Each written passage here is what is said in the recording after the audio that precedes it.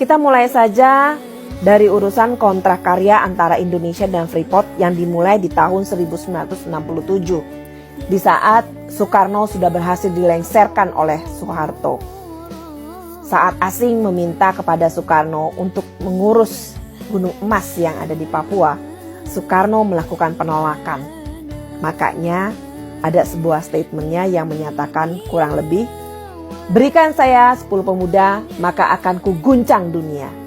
Soekarno memilih setelah Indonesia merdeka, dia mengirimkan pemuda-pemuda Indonesia untuk belajar ke luar negeri agar nanti bisa menjadi insinyur-insinyur yang bisa mengelola kekayaan yang ada di bumi Pertiwi. Pada kenyataannya, Soeharto yang sudah terpengaruh dan mendapat iming-iming dari asing memilih melengsarkan Soekarno melalui surat Super Semar yang sampai sekarang gak ketahuan juntrungannya.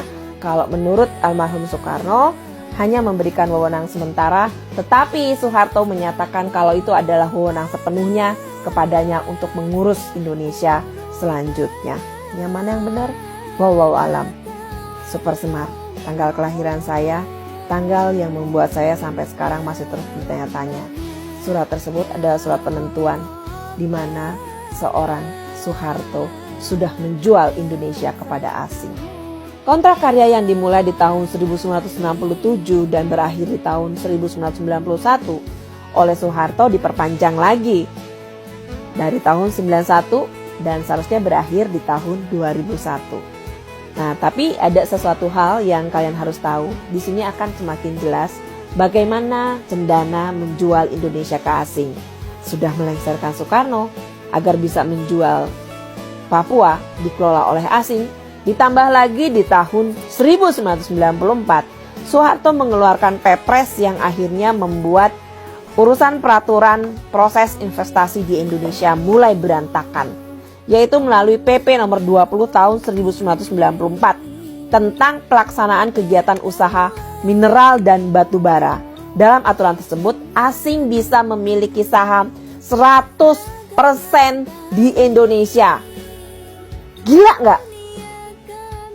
Padahal itu punya kita, dirampok sama asing, 100% dia bisa milikin sahamnya, itu ada di tanah kita, ada di Indonesia. Jadi buat kalian-kalian, buat buzzer-buzzer, buat ibu-ibu yang sudah dipengaruhi di pengajian-pengajian, baca sedikit, pelajari sejarah tentang negara kalian.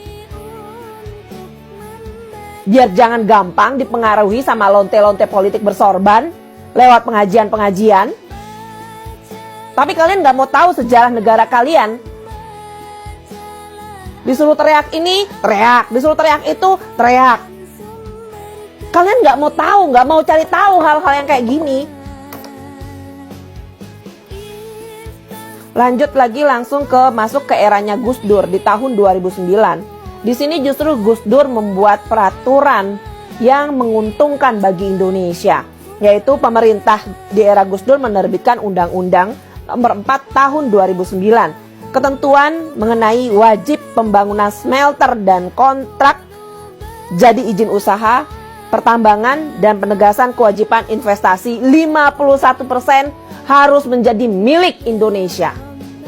Saat itu menterinya siapa? Saat itu menterinya SBY dan SBY tidak bisa berbuat apa-apa saat itu. Di sini kalian paham?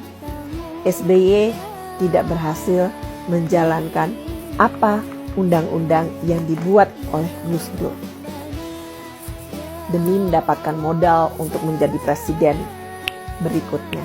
Masuk ke era Megawati. Megawati kemudian dilengsarkan lagi oleh SBY. Terus sekarang SBY ngedumel, nyesel dulu milih Muldoko. Ada apa denganmu? Lanjut aja, masuk di tahun 2010. 2010 berarti eranya siapa nih? Eranya SBY dan Bapak Yusuf Kala. SBY menerbitkan PP nomor 23 tahun 2010 tentang pelaksanaan kegiatan usaha pertambangan. PP ini diterbitkan karena pemerintah tidak mampu selesaikan target renegosiasi sebagaimana diatur oleh UU Minerba.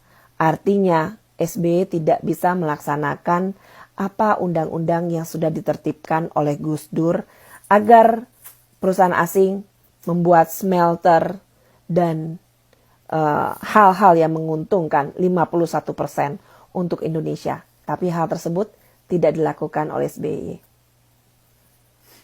Justru Jokowi yang sudah berhasil merebut Freeport dan 51% menjadi milik Indonesia sesuai dengan undang-undang yang dibuat oleh Gus Dur di 2009, Undang-Undang Nomor 4 Tahun 2009. Dari sini kalian bisa sedikit paham siapa-siapa mereka yang sudah menjual Indonesia ke asing. Cendana, Cikeas, dan orang-orang yang ada di sekitar mereka saat itu.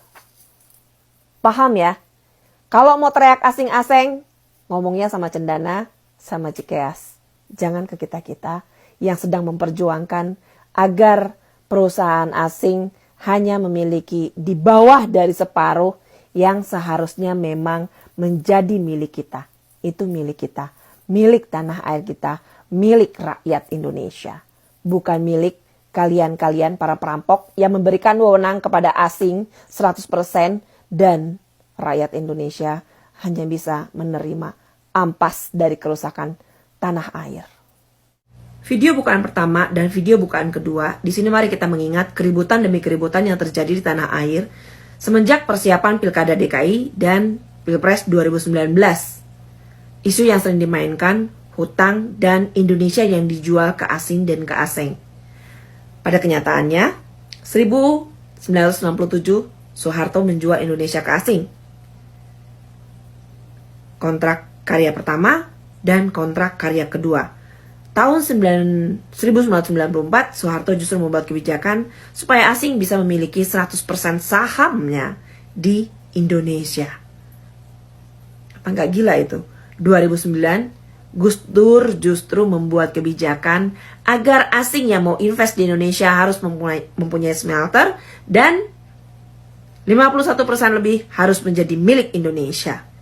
Tetapi SBY yang saat itu menjadi Menteri Pertambangan dan Energi di era Gus Dur tidak bisa menjalankan hal tersebut. Bahkan begitu masuk di eranya dia justru membuat keputusan di mana pemerintah tidak bisa renegosiasi dan tidak bisa menjalankan UU yang sudah dibuat oleh Gus Dur. Baru kemudian di era Jokowi UU tersebut bisa dijalankan.